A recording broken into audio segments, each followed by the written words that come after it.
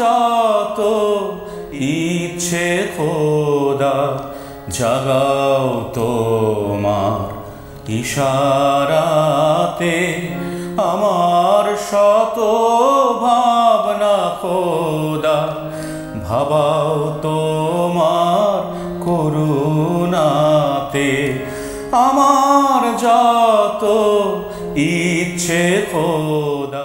আসসালামু আলাইকুম ওয়া রাহমাতুল্লাহি ওয়া বারাকাতুহু। আলহামদুলিল্লাহ ওয়াসসালাতু ওয়াসসালামু আলা রাসূলিল্লাহি ওয়া বা'দ। সুপ্রিয় দর্শক, স্বাগত জানাচ্ছি এইচএম স্টিল নিবেদিত বরকতময় সাহারি অনুষ্ঠানে, powered by Beacon BRB and BRB হসপিটালের সৌজন্যে। দর্শক সুন্দর আয়োজনে আমরা ইসলাম এবং জীবন ঘনিষ্ঠ বিভিন্ন গুরুত্বপূর্ণ বিষয় নিয়ে আলোচনা করে থাকি।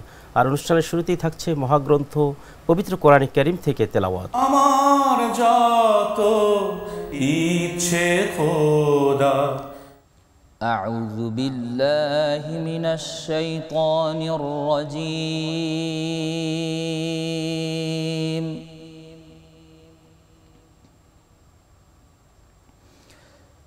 بسم الله الرحمن الرحيم.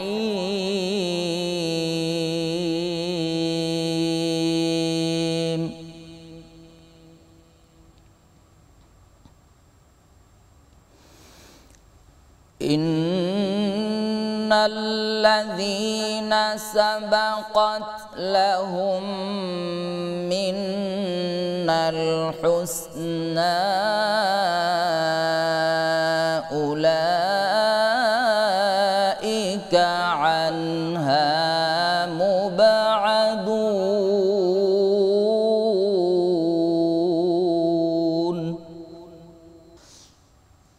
لا يسمعون حسيسها وهم فيما اشتهت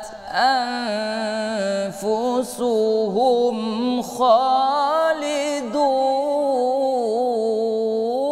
خالدون لا يحزنهم الفزع الأكبر وتتلقاهم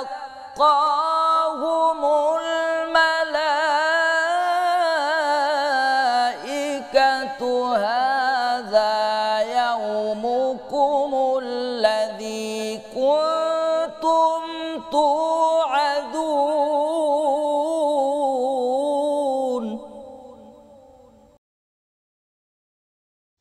لا يحزنهم الفزع الأكبر وتتلقاهم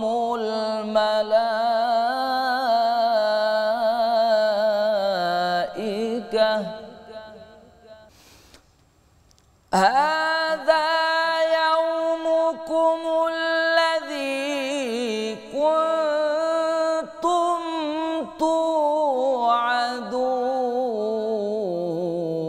توعدون يوم نطوي السماء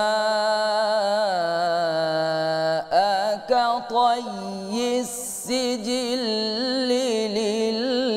للكتب كطي السجل للكتب كما بدأنا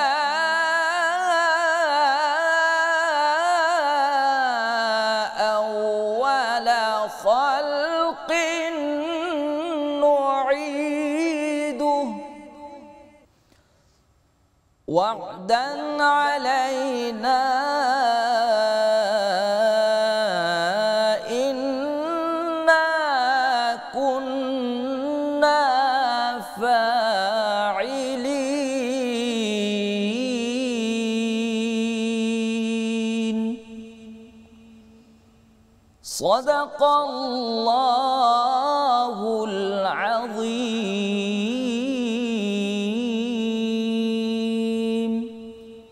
দর্শক, মহাগ্রন্থ পবিত্র কোরআনে কারীম থেকে সুললিত কণ্ঠে তেলাওয়াত শুনলাম। এ পর্যায়ে আমাদের আজকের আলোচ্য বিষয় আত্মীয়তার সম্পর্ক রক্ষা, ইসলামী দৃষ্টিভঙ্গি। আর এই গুরুত্বপূর্ণ বিষয়ে আলোচনার জন্য আমাদের মাঝে উপস্থিত হয়েছেন দুইজন সম্মানিত ইসলামিক স্কলার। প্রথমে রয়েছেন ফজিলাতুল শেখ মুফতি সরওয়ার হোসেন ফাইজি, পরিচালক মাদ্রাসাতুল আবরার, সিলেট। আসসালামু আলাইকুম ওয়া রাহমাতুল্লাহি ওয়া বারাকাতুহু। ওয়ালাইকুম আসসালাম। মুহতারাম, কেমন আছেন? আলহামদুলিল্লাহ, ভালো আছি। এরপরে রয়েছেন মুফতি মনির হোসেন জিহাদি। আসসালামু আলাইকুম ওয়া রাহমাতুল্লাহ। ওয়ালাইকুম আসসালাম। মুহতারাম, কেমন আছেন? আলহামদুলিল্লাহ, আপনি কেমন আছেন? আলহামদুলিল্লাহ। তো প্রথমে আমরা মুফতি সরওয়ার হোসেন, আপনার কাছে আমরা জানবো যে আত্মীয়তার হক বলতে কি বুঝি আমরা? ইন্নাল হামদুলিল্লাহ ওয়াসসালাতু ওয়াসসালামু আলা রাসূলিল্লাহ ওয়া বা'দ। ইসলাম এমন একটা ধর্ম, Islam is not only a religion but also the complete comprehensive code of life. তো ইসলামের মধ্যে আত্মীয়তার সম্পর্ক, যেটা আত্মীয়তার হক, এটাকে এমনভাবে প্রেজেন্ট করা হয়েছে, এত গুরুত্ব দেওয়া হয়েছে, সেটা সম্পর্কে এই যদি আমরা সিলায়ে রাহিমি যেটা আমরা যদি সেটা সম্পর্কে দেখি, লিসানুল আরবের 2য় খণ্ডের মধ্যে যদি আমরা দেখি, তাহলে এখানে বলা হয়েছে যে লিসানুল আরবের 2য় খণ্ড, মানুষের সাথে সদাচরণ করা, উত্তম ব্যবহার করা, তার যথাযথ হক তাকে বুঝিয়ে দেওয়ার নামই হচ্ছে আত্মীয়তার হক। এবং যদি আমরা অক্সফোর্ড ডিকশনারির দিকে যদি আমরা খেয়াল করি, সেখানে দেখতে পাই যে সেখানে বলা হচ্ছে যে দ্য ওয়ে ইন হুইচ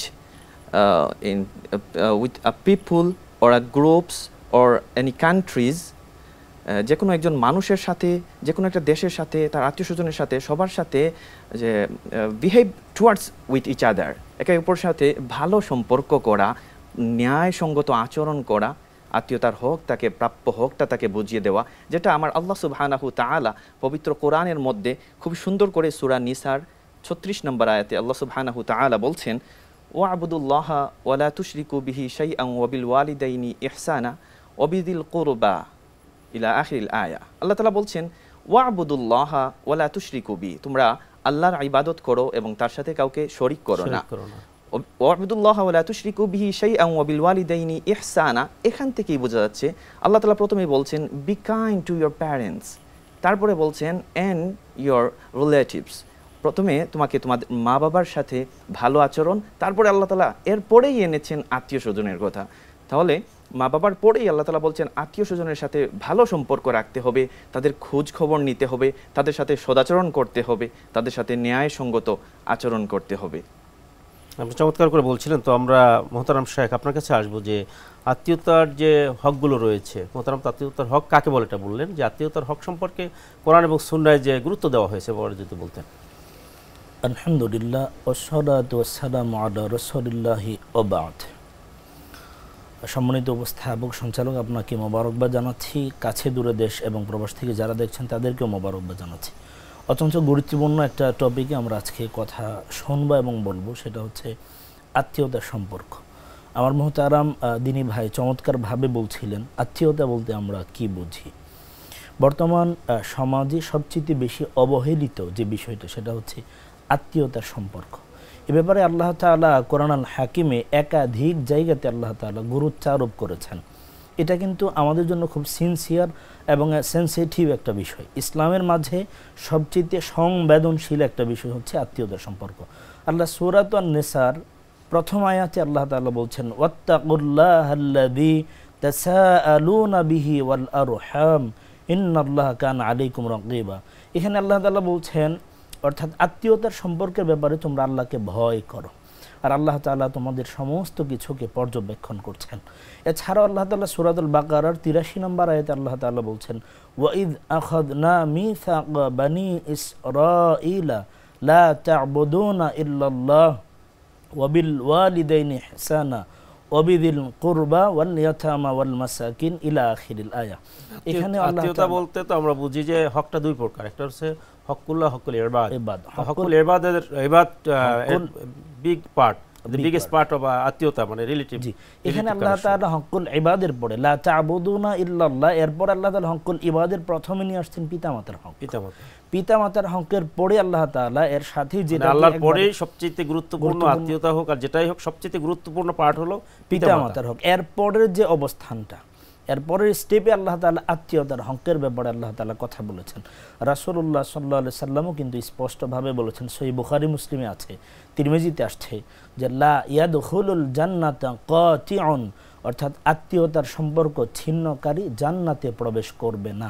এছাড়াও রাসূলুল্লাহ সাল্লাল্লাহু আলাইহি ওয়াসাল্লাম মুসনাদে আহমদের বর্ণনায় আসছে সালাসাতুল লা ইয়াদখুলুনাল জান্নাতা, এক নম্বরে হচ্ছে 3 প্রকারের মানুষ জান্নাতে প্রবেশ করবে না। এর মাঝে প্রথম মুদমিনুল খামর, অর্থাৎ মদ পানকারী।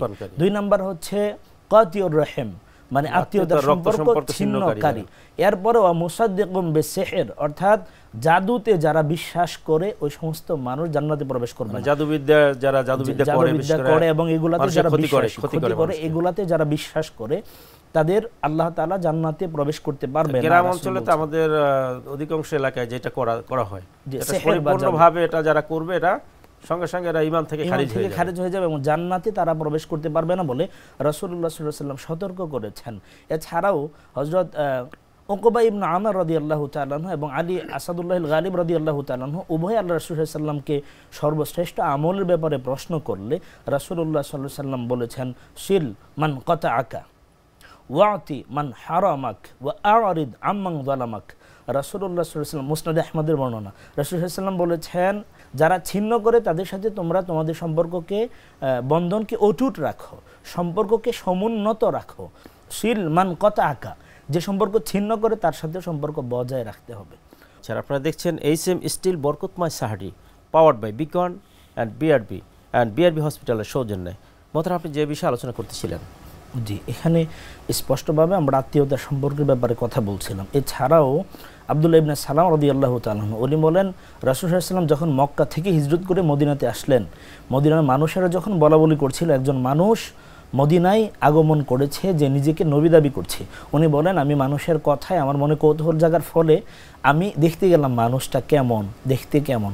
দেখার পরে ওখানে গিয়ে সর্বপ্রথম যিনি নিজেকে নবী দাবি করছিলেন, মানে আমাদের নবী মুহাম্মদ সাল্লাল্লাহু আলাইহি সাল্লাম, ওনার মুখ থেকে সর্বপ্রথম যে কথা আমি শুনলাম সে কথা ছিল 4টা কথা, যেটা সুনান ইবনে মাজার 3251 নম্বর হাদিস আসছে। রাসূল সাল্লাল্লাহু আলাইহি ওয়াসাল্লাম বলেছিলেন, ইয়া আইয়ুহান নাস আফশু সালাম ওয়া আত'ইমুত তাআম ওয়াসিলুল আরহাম। আফশু সালাম, তোমরা সালামের ব্যাপক প্রচলন ঘটাও। ওয়া আত'ইমুত তাআম, এবং তোমরা ক্ষুধার্তকে খাদ্য, মানুষকে খাবার খাওয়াও। ওয়াসিলুল আরহাম, আত্মীয়তার সম্পর্ক অটুট বা বজায় রাখো। ওয়াসাল্লু বিল লাইল, 4 নম্বরটা হচ্ছে তোমরা রাতের বেলায় নামাজ পড়ো। ওয়ান্নাস নিয়াম, মানুষ যখন ঘুমিয়ে থাকে 4টা কাজ যারা করবে তাদখুলুল জান্নাতা বিসালাম, 4টা কাজ করো আর নিরাপদে জান্নাতে পৌঁছে যাও। চমৎকার করে বলছিলাম। মোহতারাম, আপনার কাছে আমরা আসবো যে আত্মীয়তার সম্পর্ক ছিন্ন করার পরিণতি, মানে কোরআন এবং সুন্নাহয় যে পরিণতি রয়েছে ব্যাপারে যদি বলতেন। আমরা যদি পবিত্র কোরআনের দিকে যদি আমরা খেয়াল করি, সূরাতুল মুহাম্মাদের মধ্যে আল্লাহ সুবহানাহু ওয়া তাআলা অত্যন্ত চমৎকার করে বলছেন যে ফাহাল আসাইতুম ইন তাওয়াল্লাইতুম আন তুফসিদু ফিল আরদি ওয়া তুকাত্তিউ আরহামাকুম। আল্লাহ সুবহানাহু ওয়া তাআলা এই সকল মানুষদেরকে বলছেন, উলাইকাল্লাযীনা লাআনাহুমুল্লাহু ফাআসাম্মাহুম ওয়া আ'মা আবসারাহুম। এদের প্রতি আল্লাহ সুবহানাহু ওয়া তাআলার অভিসম্পাত, তারা বধির এবং তাদেরকে অন্ধ করা হবে। এবং বিজ্ঞ সঞ্চালক, আমরা সহিহ বুখারীর যে হাদিসটা সেটার দিকে যদি আমরা খেয়াল করি, আল্লাহর হাবিব সাল্লাল্লাহু আলাইহি ওয়াসাল্লাম তাদের পরিণতি সম্পর্কে বলছেন সহিহ বুখারীর মধ্যে, লা ইয়াদখুলুল জান্নাতা কাতিউ রাহিমিন, অর্থাৎ আত্মীয়তার সম্পর্ক ছিন্নকারী কখনো জান্নাতের মধ্যে কঠিন একটা সিদ্ধান্ত, মানে যতই অন্যায় হোক না কেন আপনি তাদের সঙ্গে সম্পর্ক বজায় রাখতে হবে, এটাই নির্দেশনা, বজায় রাখতে হবে। তারপরে হচ্ছে আমরা জানি যে মুসনাদে আহমদের একটা হাদিস যে প্রতিদিন বান্দার আমল প্রতি জুমাবার রাত্রিতে আল্লাহর কাছে পেশ করা হয়, কিন্তু ফালা ইউকবালু আমালু কাতিউ রাহিমিন, এই যে মানুষের সাথে সম্পর্ক নষ্ট করে, আত্মীয়তার সম্পর্ক নষ্ট করে, এই মানুষের আমলটা আল্লাহ ফালা ইউকবালু, আল্লাহ সুবহানাহু ওয়া তাআলা ঝুলন্ত থেকে যায়, কবুল হয় না, ঝুলন্ত থেকে যায়। তারপরে একটা বিষয় হচ্ছে যে এই সম্পর্কে সুনানে আবু দাউদের মধ্যে একটা হাদিস আছে যে আল্লাহ সুবহানাহু ওয়া তাআলা যে সকল মানুষেরা আত্মীয়তার সম্পর্ক নষ্ট করে ওই সকল মানুষদেরকে তাদের প্রাপ্য হকটা দুনিয়ার মধ্যেই দিয়ে দিবেন। এবং যে বিষয়টা বলতে চাচ্ছি যে আল্লাহ সুবহানাহু তাআলা স্বয়ং ওই সকল মানুষদের সাথে সম্পর্ক নষ্ট করেন, সেই বিষয়ে সুন্দর একটা হাদিস মুসনাদে আহমদের মধ্যে আছে। আল্লাহর হাবিব সাল্লাল্লাহু আলাইহি ওয়াসাল্লাম বলছেন, ফামান ওয়াসালাহা ওয়াসালাহু ওয়ামান কাতাআহা কাতাআহুল্লাহ, যেই সকল মানুষেরা তাদের আত্মীয়তার সম্পর্ক রক্ষা করে তাদের সাথে আমার আল্লাহ সুবহানাহু তাআলা তাদের সাথে সম্পর্ক রক্ষা করেন, এবং যারা আত্মীয়তার সম্পর্ক ছিন্ন করে স্বয়ং আল্লাহ সুবহানাহু তাআলা, আল্লাহ রাব্বুল আলামিন আত্মীয়তার সঙ্গে আল্লাহ রাব্বুল আলামিনের পরিপূর্ণ একটি সম্পৃক্ত একটা বিষয়, এখানে একটা বিষয় আল্লাহ সুবহানাহু তাআলা তাদের কারণে আমাদের আত্মীয়তার সম্পর্ক নষ্ট হতে পারে। এখানে আমরা যেই বিষয়টা সব থেকে বেশি প্রাধান্য দিতে পারি সেটা হচ্ছে ল্যাকিংস অফ কমিউনিকেশন, যে যোগাযোগের অভাবের কারণে আত্মীয়তার সম্পর্কটা নষ্ট হয়ে যায়।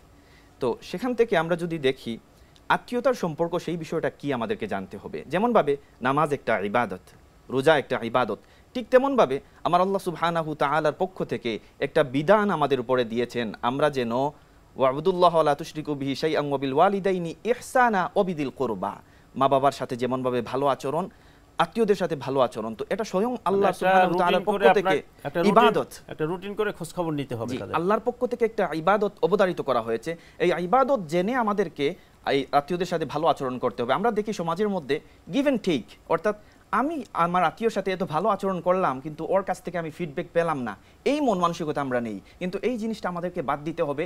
এই আয়াতের দিকে লক্ষ্য করে দেখা যায় আত্মীয় আমি একটু ভালো আছি বা আপনি একটু ভালো আছেন, আপনি তাকে ভালো গিফট দিয়েছেন, কিন্তু সে যেটা রিটার্ন করতে না পারার কারণে একটা আমি মনক্ষুণ্ণ হলাম। কিন্তু এই জায়গায় আমরা এই আয়াতের দিকে লক্ষ্য করব। আমার আল্লাহ সুবহানাহু তাআলা অত্যন্ত চমৎকার করে বলছেন যে আপনি যা করবেন একমাত্র আল্লাহর সন্তুষ্টির জন্য। নুতঈমুকুম লিওয়াজহিল্লাহি লা নুরিদু মিনকুম জাযাআন ওয়ালা শুকুরা, তাদের কাছ থেকে আমরা থ্যাংক ইউ পাবো, তাদের কাছ থেকে আমরা বিনিময় পাবো, এই সকল বিষয়টা আমরা মন থেকে ঝেড়ে ফেলতে হবে। স্বয়ং আমরা আল্লাহ সুবহানাহু তাআলার বিধানের দিকে খেয়াল করে, এটা স্বয়ং আল্লাহর পক্ষ থেকে ইবাদত জেনে আমরা তাদের কাছ থেকে কোনো ভালো আচরণের আশা আমরা করব না। তারপরে অত্যন্ত তারা আচরণ যেটাই করুক না কেন, আপনি আল্লাহর সন্তুষ্টির জন্য আপনি তাদের সঙ্গে ভালো আচরণ করব। চমৎকার করে বলছিলেন মোহতারাম। আপনার কাছে সর্বশেষে আসবো, যারা আত্মীয়তার সম্পর্ক রক্ষা করে না তাদের জন্য যাতে করে তার আত্মীয়তার সম্পর্ক রক্ষা করে, এই ব্যাপারে আপনি সংক্ষিপ্তভাবে কয়েকটা গাইডলাইন যদি আমাদেরকে দিতেন নোট করে যদি আমরা কথা বলি। প্রথমত, যারা আত্মীয়তার সম্পর্ক ছিন্ন করে না তারা দুনিয়াতে খুব ভালো আছে, বিষয়টা এমন নয়।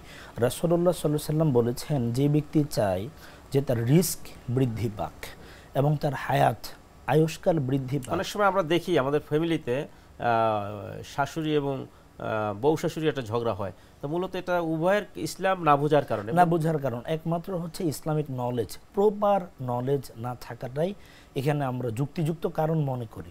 সেক্ষেত্রে আমাদের যে পরামর্শটা ছিল সেটা হচ্ছে, প্রথমত কথা হচ্ছে আমি যা করব সবকিছু লিওয়াজহিল্লাহ, আল্লাহর সন্তুষ্টির মানুষে আমাকে করতে হবে।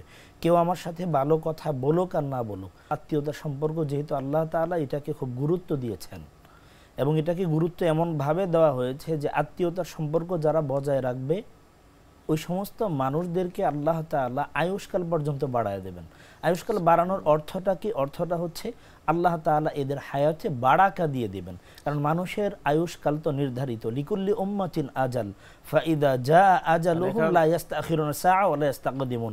নির্ধারিত আয়ুষ্কাল শেষ হওয়ার আগে পরে কেউ তো মৃত্যুবরণ করবে না। এক্ষেত্রে হায়াতে আল্লাহ বারাকা দিয়ে দিবে, যতদিন বেঁচে থাকবে কল্যাণময় বারাকায় পরিপূর্ণ একটা হায়াত পাবে। আর রিজকে আল্লাহ তাআলা বারাকা আল্লাহ বৃদ্ধি করে দেবেন আল্লাহ তাআলা। রাসূল সাল্লাল্লাহু আলাইহি ওয়াসাল্লাম বলছেন, যে ব্যক্তি চাই তার রিজিক বাড়ক এবং হায়াতে বারাকা পাক, সে যেন আত্মীয়তার সম্পর্ক বজায় রাখে।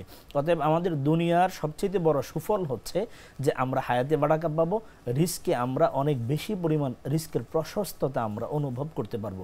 এজন্য আত্মীয়তার সম্পর্ক কোনোভাবে ছিন্ন করা যাবে না, যত কিছুই হোক না কেন। কমপক্ষে আপনি যদি মনে হয় এরকম যদি হয় আপনি চেষ্টা করছেন কিন্তু আদৌ সেটাকে ভুল বুঝতেছে, তাহলে সেক্ষেত্রে করণীয় হচ্ছে আমি চেষ্টা করছি আমার পক্ষ থেকে, আল্লাহ আমার দিল দেখবেন, প্রত্যেক মানুষের অন্তর দেখে আল্লাহ তাআলা তাকে পরকালে বিচার করবেন।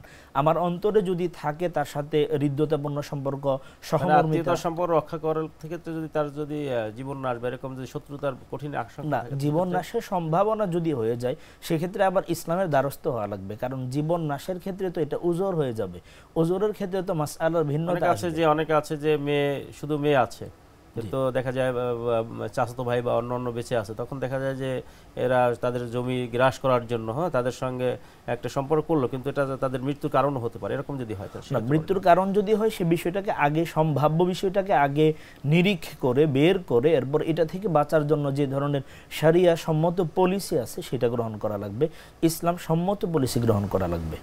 মোহতারাম, আপনি যে পয়েন্ট থেকে আমাদেরকে বলছিলেন, আমি বলছিলাম সেটা যে এখানে আমাদের আত্মীয়তার সম্পর্ক কোনোভাবে যেন ছিন্ন না হয়।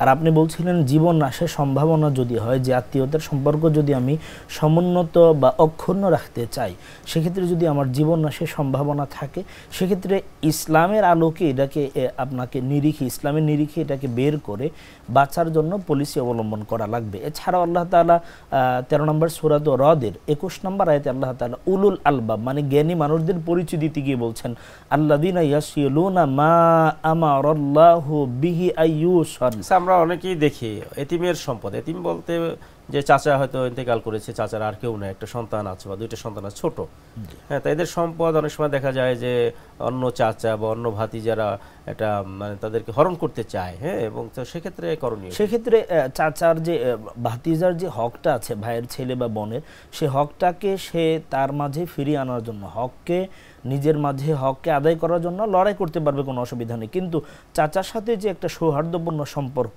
এটা যেন অক্ষুণ্ণ থাকে, এটাকে একই সঙ্গে সম্পর্ক রক্ষা করা প্লাস তার অধিকার আদায় করা, এটা কতটা কঠিন? এটা কঠিন যদিও হয়, কিন্তু এরপরও ইসলাম বলে, কারণ এটা তারা করবে যারা বুদ্ধিমান, কারণ ইখশাউনা রাব্বাহুম, তারা আল্লাহ তাআলার আযাবকে ভয় করে। মূল কথা হলো উভয়কে ইসলামী জ্ঞান, নলেজ থাকতে হবে, এবং ইসলামের মূলত সে ইসলামের একজন ধারক বাহক, প্র্যাকটিসিং ইসলাম তার মধ্যে থাকে, প্র্যাকটিসিং মুসলিম হওয়া লাগবে, প্র্যাকটিসিং মুসলিম হয়ে, এবং সে আল্লাহ তাআলার ভয় অন্তরে লালন করবে, এবং পরকালে কঠিন আযাবের চিন্তা যদি মানুষের মাঝে চলে আসে, এক কথায় মানুষ যদি ইসলামটাকে বুঝতে পারে, ঈমানের বলে বলিয়ান হয়, তবে তার মাঝে আত্মীয়তার সম্পর্কও ছিন্ন হবে না, এবং কেউ কারো মাল সম্পদ, আত্মীয় স্বজনের হক নষ্ট করবে না, সম্পদ গ্রাস করবে না, আত্মসাৎ করবে না। এর পেছনে আমরা মনে করি যে ঈমান এবং ইসলামকে পরিপূর্ণভাবে বোঝাটাই অধিক যুক্তিযুক্ত। তো আপনি বলতে চাচ্ছেন যে ইসলামকে বুঝতে পারলে আত্মীয়তার সম্পর্ক রক্ষা করা সম্ভব। ফার্স্ট পয়েন্ট হলো আমাদেরকে ইসলামী শিক্ষা, ইসলামী শিক্ষা, ইসলামিক নলেজ। দ্বিতীয় হলো আমাদের ইসলামী পরিবেশ রক্ষা করতে হবে, বিশেষ করে যারা গার্ডিয়ান, তাদের অধীনস্থ যারা রয়েছে সন্তান বা যারাই আছে তার আন্ডারে, তাদের উচিত হবে তাদের সন্তানদেরকে ইসলামী পরিবেশে বড় করা এবং ইসলামী শিক্ষায় সুশিক্ষিত করা। আপনি চমৎকার করে বলছিলেন। হয়তো আমরা আপনার কাছে আসবো যে কিভাবে আমরা আত্মীয়তার সম্পর্ক রক্ষা করতে পারি, এই ব্যাপারে যদি আপনি কিছু গাইডলাইন দিতেন। আমরা কয়েকটা পয়েন্ট আকারে এই বিষয়টাকে যদি আমরা আলোচনা করি যে আত্মীয়তার সম্পর্ককে আমরা কিভাবে রক্ষা করতে পারি, তাহলে সর্বপ্রথম আমাদেরকে এটা মনে করতে হবে যে আত্মীয়তার সম্পর্ক রক্ষা করা আমি স্বয়ং আল্লাহ সুবহানাহু তাআলার একটা ইবাদত পালন করছি। পয়েন্ট আকারে যদি বলি, তারপরে হচ্ছে আমরা আত্মীয়দের সাথে কমিউনিকেশনটা আমাদেরকে ভালো করতে হবে, তাদের সাথে খোঁজ খবর নিতে হবে, আমাদের মা, চাচি, খালা যারা আছে তাদের খোঁজ খবর নিতে হবে, তাদের বিপদে পাশে দাঁড়াতে হবে, তাদের জন্য দোয়া করতে হবে। তারপরে আল্লাহর হাবিব সাল্লাল্লাহু আলাইহি সামর্থ্য অনুযায়ী তাদেরকে যাবতীয় সহযোগিতা করতে হবে, সেটা আর্থিক হোক অথবা মানসিক হোক অথবা শারীরিক হোক। তারপরে আল্লাহর হাবিব সাল্লাল্লাহু আলাইহি ওয়াসাল্লামের চমৎকার একটা হাদিস যে তাহাদাউ তাহাব্বু, তোমরা হাদিয়া আদান প্রদান করো, তার মধ্যে ভালোবাসা বৃদ্ধি পাবে। এই কারণে মানুষের সাথে ভালোবাসা, বিশেষ করে আমাদের মা বাবা, আত্মীয়স্বজন যারা আছে, তাদেরকে যদি আমরা হাদিয়া আদান প্রদান করি, তাহলে আমাদের একটা গুড পয়েন্ট যে ইসলামের সৌন্দর্যের অন্যতম একটা কারণ মাধ্যম হলো যে উভয়ের মধ্যে হাদিয়া আদান প্রদান, যে আমি শুধু গ্রহণ করলাম, আপনি যেই হোক, আমি ইসলামিক একজন বড় রকমের লিডার হলাম, আমি একজন শায়েখ হলাম, বা আমি যেটাই হোক, আমার পরিচয় যেটাই হোক, আমি হাদিয়া যেভাবে নেওয়াটা আমার জন্য সুন্নাত, এটা দেওয়াটাও সুন্নাত। শুধু নিলাম আর বড় শায়েখ হয়ে গেলাম বা বড় যেটাই বলুক, আমরা যে ভাষায় আমরা এটা সংজ্ঞায়িত করতে চাই না কেন, মূলত উভয়ের তাকে গ্রহণ করাটাও যেভাবে সুন্নাহ, আবার সেটা দেওয়াটাও সুন্নাহ। তারপরে হচ্ছে আমরা যদি আরেকটা বিষয় দেখি যে আত্মীয় স্বজন আসলে তাদের মেহমানদারির দিকে খেয়াল করা।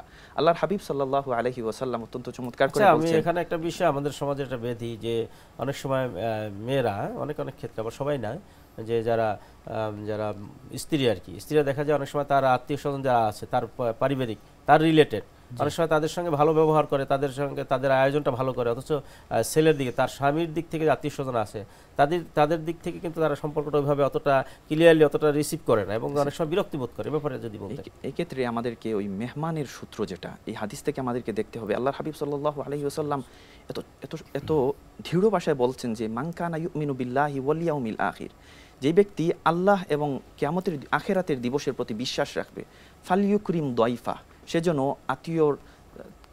সেজন্য মেহমানকে সম্মান করে।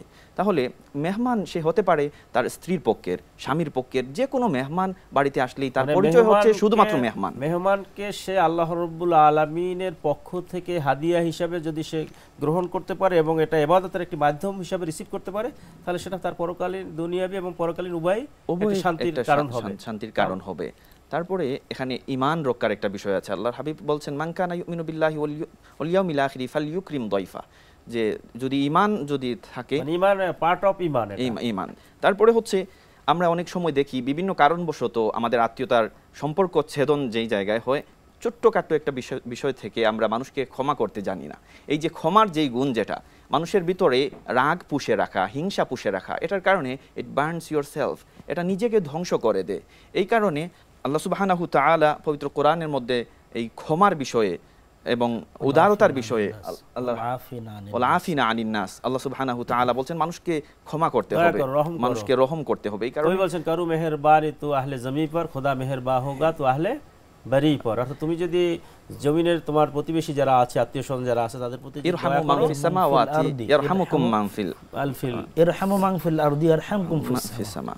চমৎকার করে আপনারা বলছেন। আপনাদের উভয়কে আজকে স্টুডিওতে এসে মূল্যবান আলোচনা উপহার দেওয়ার জন্য মোবারকবাদ জানাচ্ছি। আপনাকেও মোবারকবাদ। দর্শক, আসলে ইসলাম হচ্ছে complete code of life by the given all human solution. অর্থাৎ মানবতার জন্য প্রয়োজন, অর্থাৎ বিশ্ববাসীর জন্য প্রয়োজন এমন কোনো বিধান ইসলামের মধ্যে নাই যেটা ইসলাম কোরআন এবং সুন্নাহর মধ্যে আলোচনা করেনি। তিবিয়ানান লিকুল্লি শাই, প্রতিটা বিষয় সুস্পষ্টভাবে ইসলাম তার জীবন নির্দেশনায় প্রতিটা বিষয় আলোচনা করেছে। সুতরাং আত্মীয়তার হক এটা উভয়কেই, যারা আত্মীয়তার সঙ্গে সম্পৃক্ত উভয়কেই এটা রক্ষা করতে হবে এবং সর্বোপরি তাকে ইসলামী জ্ঞান অর্জন করতে হবে। ইসলামী জ্ঞান যদি অর্জন করে সে প্রতিটা বিষয় যদি বুঝে এবং আল্লাহ রাব্বুল আলামিনের ইবাদত মনে করে যদি আত্মীয়তার হক রক্ষা করে, আল্লাহ রাব্বুল আলামিন তাকে দুনিয়া এবং আখিরাতের কল্যাণ দান করবে। আমাদের একটি সুখী সমৃদ্ধ সমাজ গঠিত হবে। আমরা একটি ইসলামী সঙ্গীতের মাধ্যমে এখানেই বিদায় চাচ্ছি। হাদা মা ইনদি ওয়াল ইলমু ইনদাল্লাহ আলাইহি তাওয়াক্কালতু ওয়া ইলাইহি উনীব। আসসালামু আলাইকুম ওয়া রাহমাতুল্লাহি ওয়া বারাকাতুহু। ইচ্ছে খোদা জাগাও তোমার ইশারাতে, আমার শত ভাবনা খোদা ভাবাও তোমার করুণাতে। আমার যত ইচ্ছে খোদা জাগাও তোমার ইশারাতে, আমার শত ভাবনা খোদা